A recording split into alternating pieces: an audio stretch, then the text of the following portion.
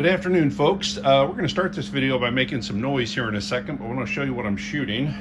So this in my left hand is a BW S45 and 357. You can tell by the hole size, it's about a 357. But look at that right beside it, BW S45. So 45 caliber, 357 caliber. However, you'll notice that one on the right there has 8 rounds.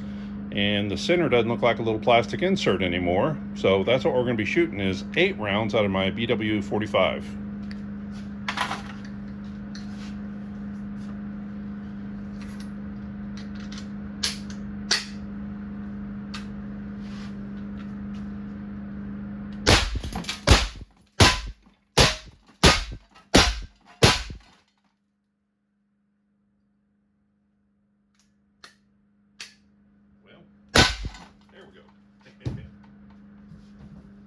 So 8 rounds instead of 6 rounds, and since that one came flying back at me flat, tearing them up, what they're shooting is a pretty thick plate of metal, and so I wasn't really expecting it to go through, but it does let you know that, well, there's 8 holes there.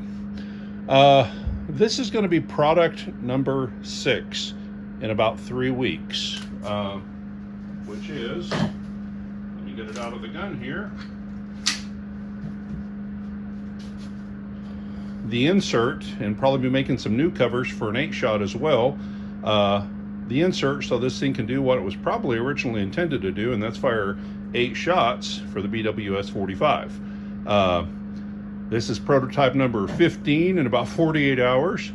It will not be the final one. There's a couple more things that'll get changed up a little bit before production starts, but I'm guessing production will happen at least for the first 100 by next Thursday or Friday, and then they'll go to anodizing. So in less than 2 weeks, you'll be able to get the stuff to do this to your own gun.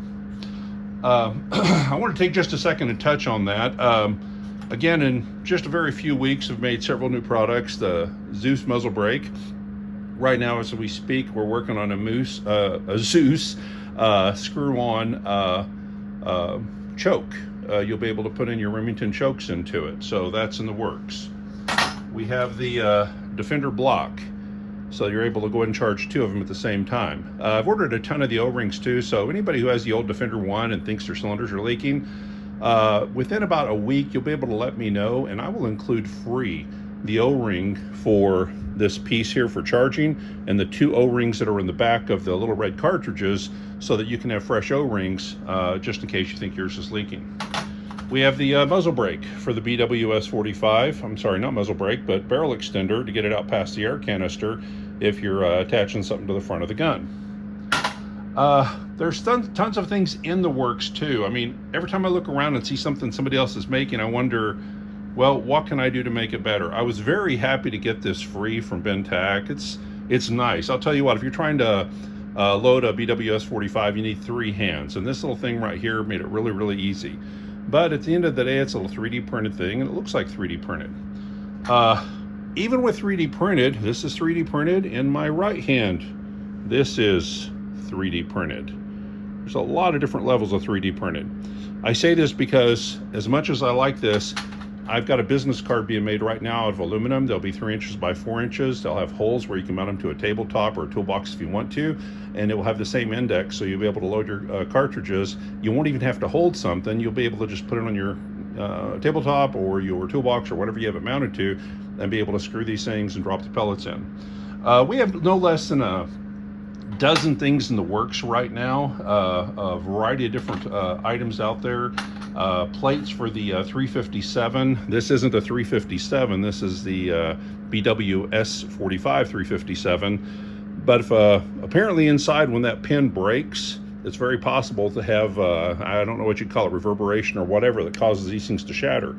And your face is very near those. So that's one of the main reasons I'm going towards anodized aluminum and doing that. So over the next 3 or 4 weeks, we're hoping to have no less than a dozen more products, which will put us up to over 20. The actual list of stuff I've got written out that I want to build, just like the item I'm holding right here, currently is in the 30-35 range. We have a lot of different ideas. Every time I get to talking to somebody, they come up with something new. If you have externally regulated, we're looking right now at making that whole overall tube a lot shorter, so you don't have anything sticking out a mile past your gun. So a lot of things in the works. If you have any ideas or something you'd love to see made, let me know. And a note to the manufacturers. If a person goes and spends $500, $1,000, $1,500 for a gun, I think as a manufacturer, you should embrace people building stuff just like this.